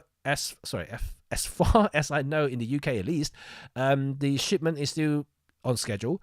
But I did know that the initial batch was sold out. So for people who are placing order, I don't know, in the last couple of days, maybe even 3-4 days, may have to wait a little longer, because the first allocated batch for the UK is completely sold out.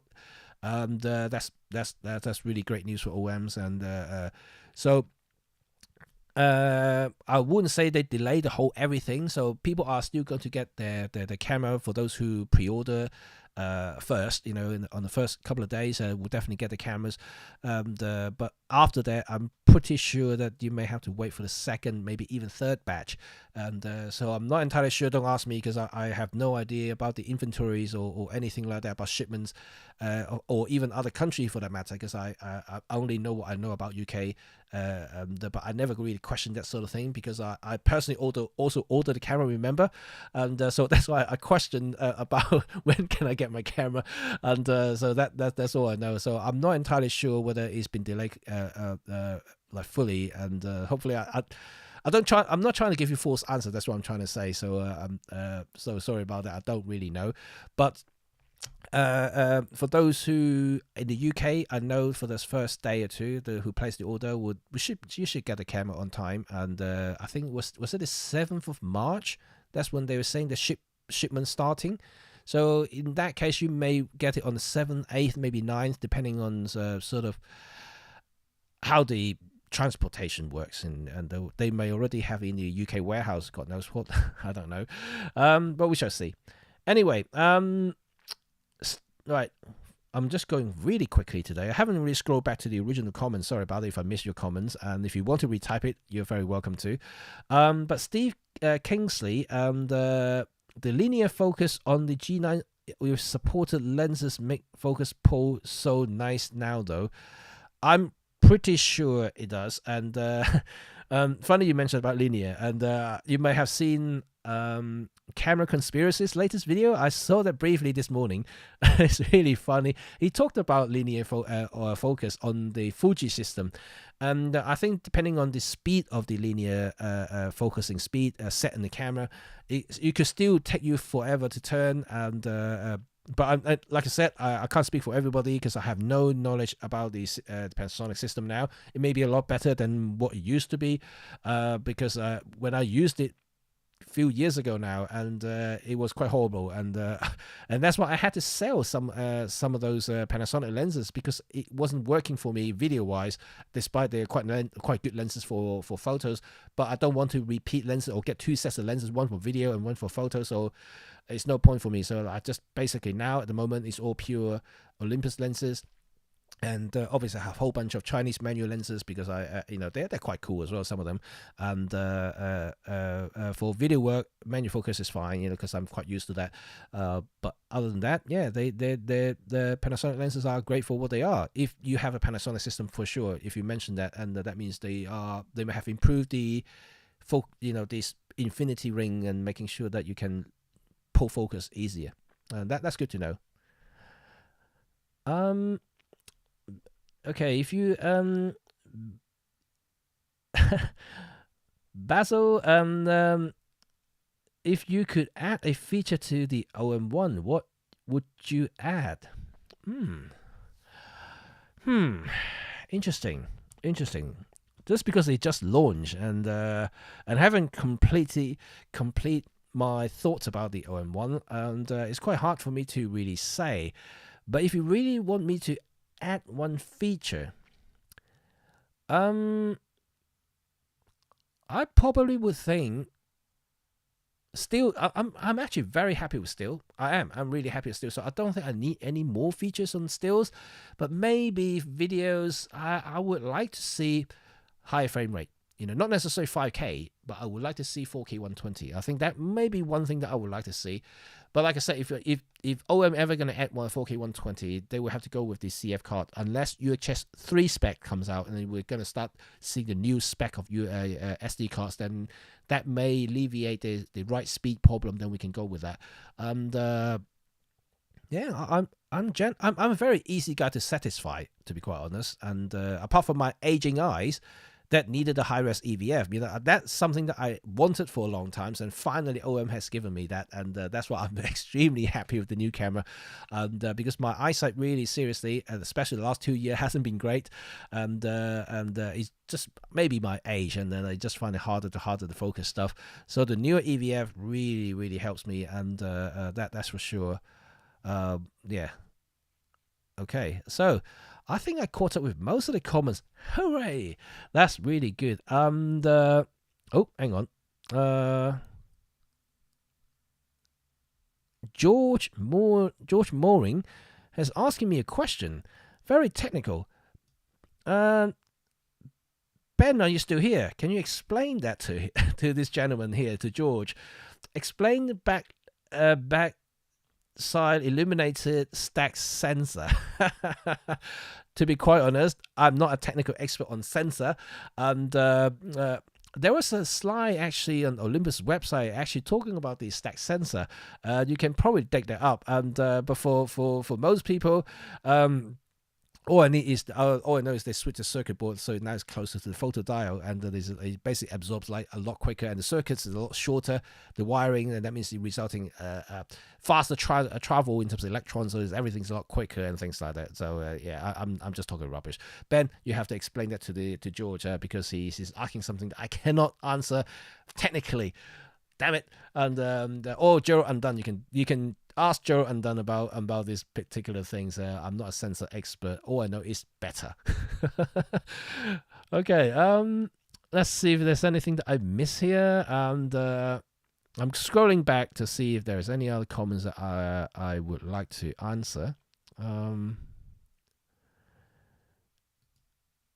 The 150 to 400 is amazing for more than just wildlife, and I've used it for landscape and astrophotography and gotten some amazing result with it.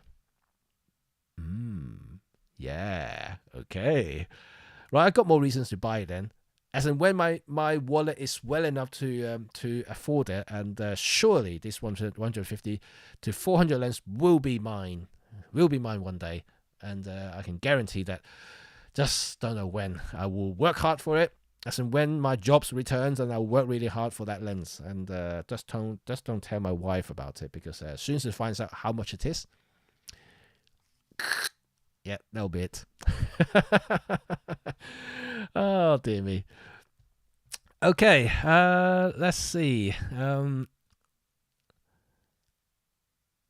Okay, let's oh wow, Rob is here in the house. Hi Rob, how are you? As an OM ambassador and wedding portrait photographer, do you think you can influence OM to promote these genre? I think they're missing in a huge market. Right, let's bring you in, Rob. Welcome, Rob. And for those who don't know Rob, please go and check out his channel. Phenomenal guy. Very good photographers who also use Micro Four Third and actually full frame as well. You have the S5, right? Are you going to sell it yet? Are you going to get the OM one? Anyway, I always talk to OM about other genres, and but you know, it's at the end of the day. I mean, I don't think I can influence to that extent, because this is the executive decisions there. You know, they have board meetings talking about what's best for the company in terms of survival and expansions and things like that, like profitability.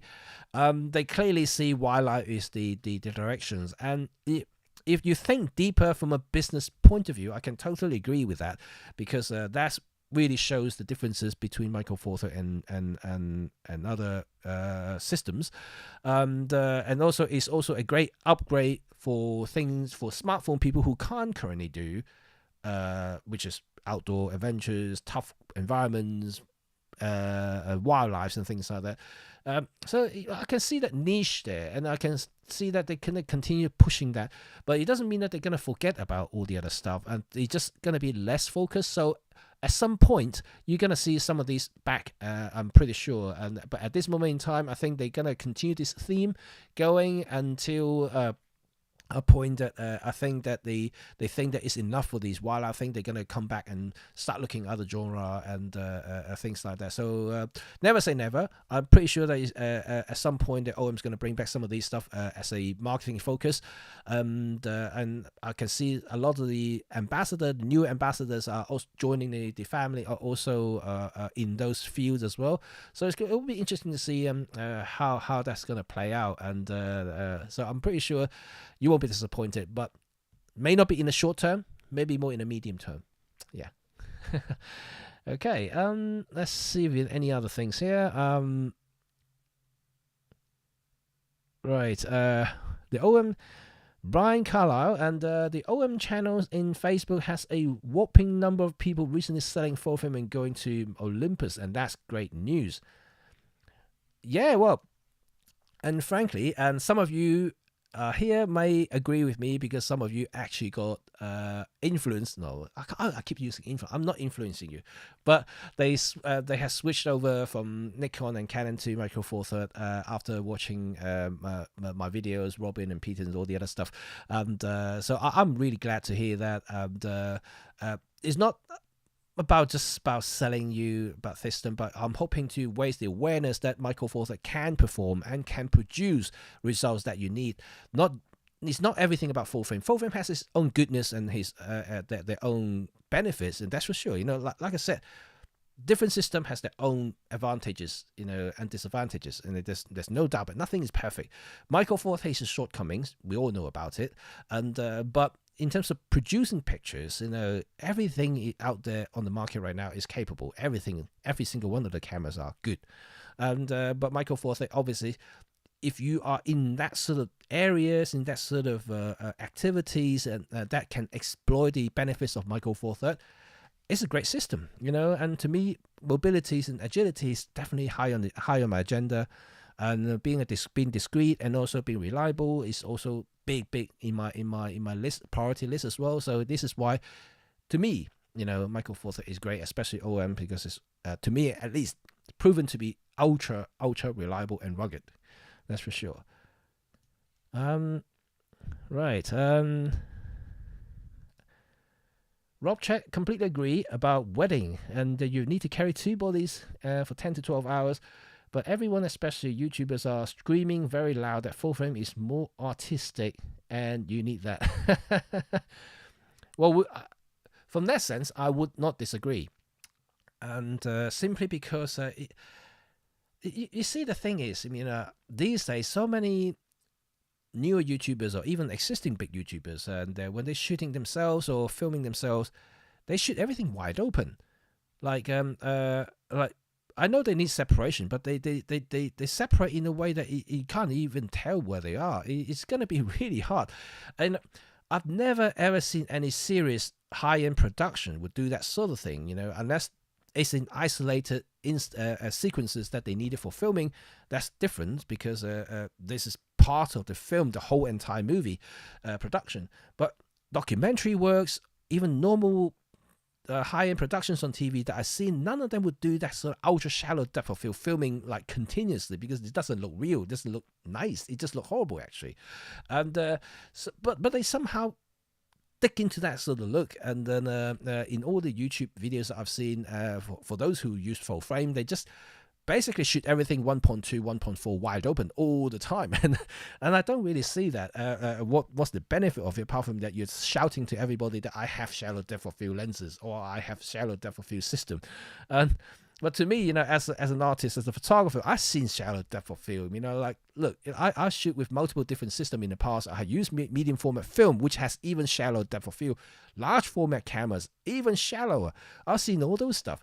It's really hard to try to change me, because I only use depth of field when I need to, and it's not that I'm gonna shoot wide open for every single shot, because it doesn't make sense to me. And sometimes I stop down to 5.6, sometimes stop down f8 even, and cases I use 1.2, 1.8, but I change my aperture all the time depending on what I'm seeing or what sort of look that I really want to create. It's not always just about separations and depth of field, which is what majority of the portrait photography. By the way, I made a series of portrait videos in my channel. If you want to see that, then you will understand what I mean.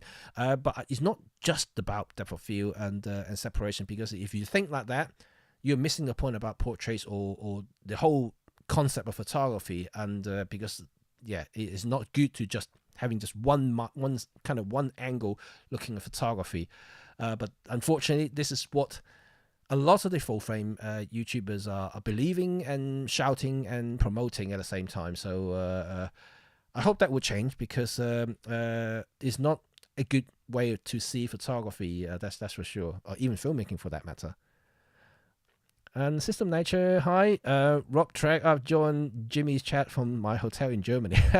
Oh yeah, you said you were in Germany, which I don't know what the weather is like there, and hopefully it's better than London. Martin said it's not wildlife, it's outdoor main market. Yes. Right, Mark. Oh, hello, Mark Hassler. How are you? And OM do so well for street photography, compact quality, Pen F2. Just needs a tilt screen and better EVF. I have no comment. I would love a Pen F2, of course, and never say never. We'll see, because now it's a new company, new directions, new decisions to be made. Yeah, you just wait and see whether the new pen is gonna come out. Although I still love my original Pen F. You see my Instagram, right? I still pumping with the Pen F. Going out on the street and shoot with it, and I love it. I love it. It's still simply, to me, one of the best camera I've ever owned, and that's certainly one of the most beautiful cameras for sure. And I have Leicas, I have Leica rangefinders, I have M cameras, and I have other classic cameras. Pen F is definitely one of the best in the range there, and that's for sure. Yeah, I love it. I love it.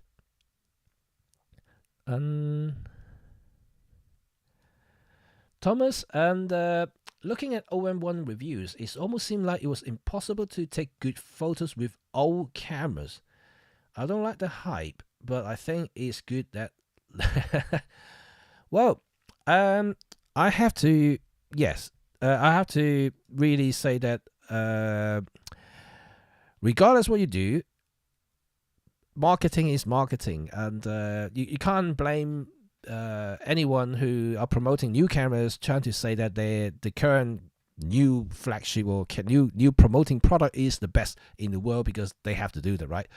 But it doesn't mean that your old camera will stop performing or just not good enough. Like I said in my previous video about used cameras, you can get anything that is 10, 12, 20 years old still as good as anything you can do today.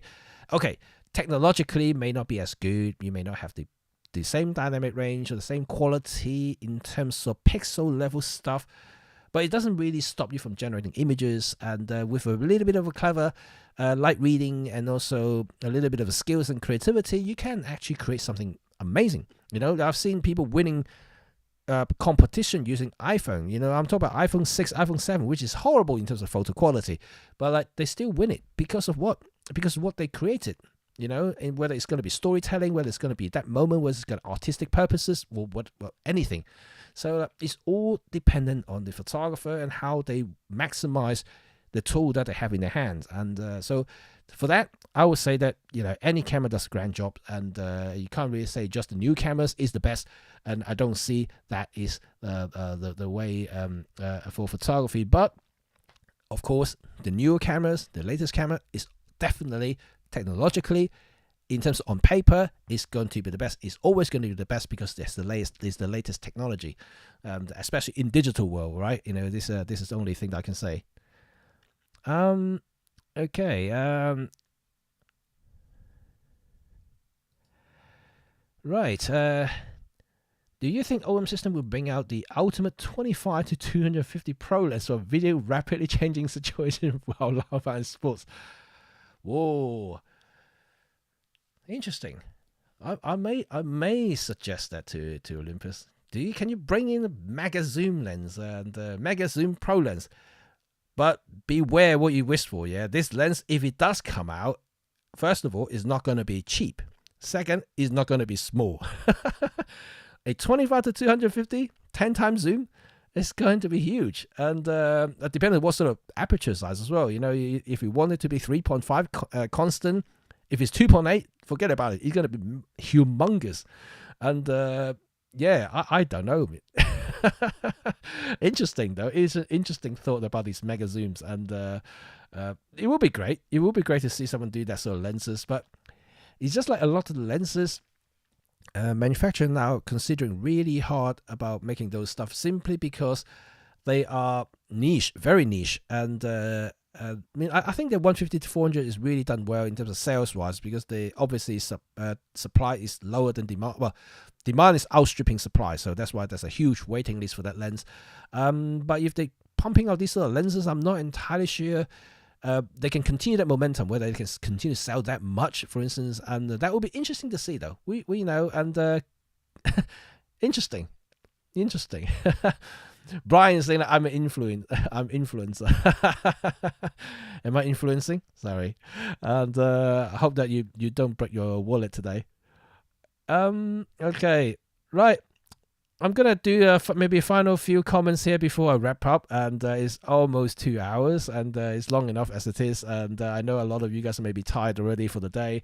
I'm certainly feeling a little bit tired, and because of my lack of sleep, and that's for sure, and so I'm trying to recoup, and tomorrow I'm gonna have to film more stuff for next week. There will be a video this week, and on Friday, stay tuned for that. It's about video. Even if you're not into video, please have a look, support me, watch me, give a like. But it's about video noises, to remove any noises from video, unwanted noises. So if for those who shoot video, you may want to check out, because it's a very interesting video. It's about mics, about preparations, and also about a software that I found. It's not sponsored, by the way. It's not sponsored video. I found a software that does a brilliant job for doing what I'm going to be talking about in the video, and you'll see and hear the result. You can hear the results, and it's amazing, right? You have to check that out. Anyway, enough advertising. Let's continue. Okay. Yarn, and so this hypothetical Pen F2 could have a new color creator twist that could challenge Fujifilm's film simulations and colors. Actually, you know what? The current Pen F2 is pretty good with the wheel dials, and you can customize the look of it if you really want to. And the difference between Fujifilm is that because Fujifilm does own the patterns and the design and the colors from the film, and that's why they can emulate those stuff. While Pen F, Olympus OM doesn't own any of those stuff. I mean, they can create something similar, but they cannot call anything like that. They're similar to a lot of the manufacturers across the board. I've seen them, and many of them do create something similar, but they cannot call it Astra or Kodak Portra. They cannot call any of those stuff simply because they don't own the names nor the colors replicate. Oh, I'm hating my mouth today. And they don't own any of those stuff. They can't replicate that, and so they can only get close and call it film simulation, but they can't call any names. They have to make up some names. I think that will even make it worse. So in a sense, that I don't think they would want to do that. And there are plenty of softwares out on the street at the moment you can buy, and to emulate all those stuff. Through the editing software, Lightroom, Photoshop, or any other system, you can do that. Nik software, DxO, has their own film pack. You can also do that as well. They do have the license to emulate that, so you can actually choose Portra, 400H from Fuji, Kodak, Ilford, HP5, that kind of thing, all from the film pack on DxO. So you can actually choose those if you wished. So yeah, you don't have to do it in the camera. You can do it outside, and you can change as and when you want, so that's even better. So I think that it's worthwhile having a look if you're really into the film look. Caitlin, how are you? What is missing on the OM1 that wedding portrait photographers want? Ooh, nothing for me at the moment, and because I shoot both wedding and portrait, I think the OM is pretty spot on. Really, and first, I don't need more megapixels, and that's way more than enough for what I do. And improved dynamic range is certainly a plus for a lot of stuff that I do, because I like to shoot high contrast scenes a lot, like backlit and things like that. So now, because of the improved dynamic range, and it does help me on the shadow side, and also the highlight, if I want to pull down the highlight and keep the highlight and boost the shadow, and that really helps as well because of the improved dynamic range in the low ISO. So that's all good. So what's missing? I don't think there is anything missing. Yeah, one thing missing, the charger. Yeah, there's no charger in the new camera. I'm still waiting for the new charger to come out, and OM has released one. Well, announced one, but that's not available to order. So, at the moment, I will have to use USB-C to charge the thing, which is annoying. And yeah, something that I'm not too happy about at the moment is because I have to use USB-C to charge individual camera batteries.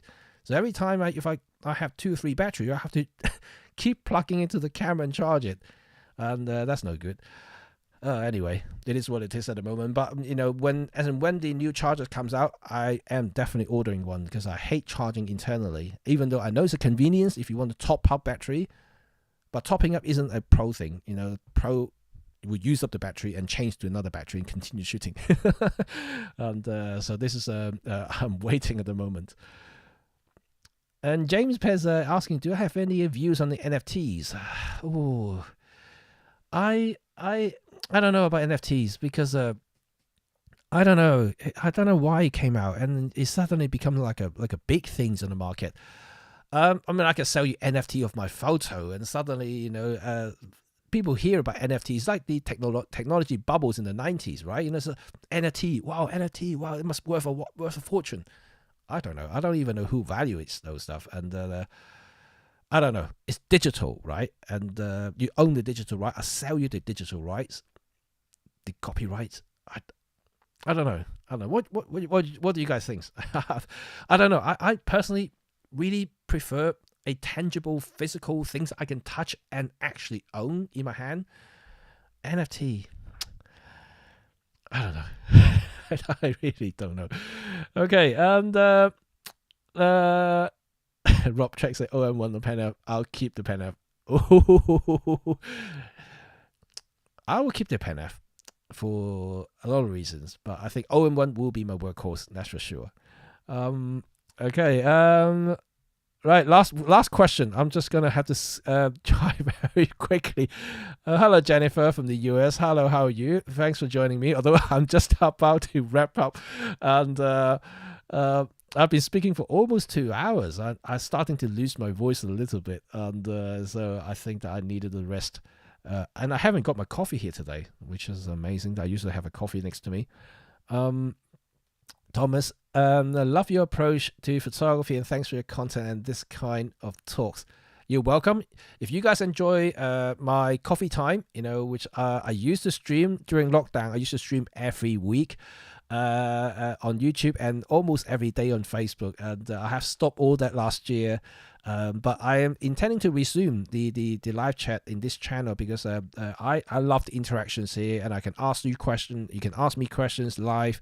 It's always good to have that sort of exchange, right? And because making videos, of course, is lovely. I love that, and I see your comments really excites me. I see your likes, and it really got me going and keep me going as well. And but having a live is really the personal interactions that I really enjoy, and I hope you do, I hope you guys do too. And but from all the reactions from that I got from you guys, and I think you do, so I'm really grateful that that you guys continue to follow this channel and chat to me like you're my friend. So thank you.